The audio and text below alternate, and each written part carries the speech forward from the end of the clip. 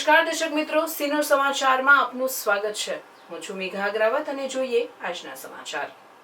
ચકચારી ભાયલી ભૌમિક પટેલની હત્યાની ઘટનામાં સંડોવાયેલા આરોપીઓએ પાદરા વકીલ મંડળના પ્રમુખ દીપક પ્રજાપતિને જાનથી મારી નાખવાની ધમકી આપતા વકીલ મંડળ પાદરાના વકીલોએ પાદરા પોલીસ મથકે ફરિયાદ નોંધાવી કાયદેસરની કાર્યવાહી કરવાની માંગ કરવામાં આવી હતી।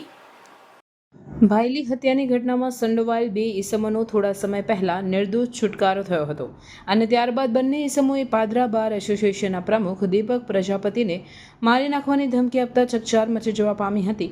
ત્યારે વકીલ દીપક પ્રજાપતિએ ફરિયાદી તરફે કાયદાકીય મદદ કરી હોવાથી જેની અદાવત રાખી છૂટ્યા બાદ દીપક પ્રજાપતિને જાનથી મારી નાખવાની ધમકી આપી હોવાની માહિતી સામે આવ્યા બાદ પાદરા વકીલ મંડળના પ્રમુખ દીપક પ્રજાપતિ, વકીલ અને તેઓના વકીલ મિત્રો આજ રોજ પાદરા કોર્ટથી રેલી સ્વરૂપે પાદરા પોલીસ મથકે પહોંચ્યા હતા, જ્યાં પાદરા પોલીસ મથકના પીઆઈની રજૂઆત કરી ધમકી આપનાર બંને ઈસમો સામે કાયદેસરની કાર્યવાહી કરવામાં આવે તેવી માંગ કરવામાં આવી હતી।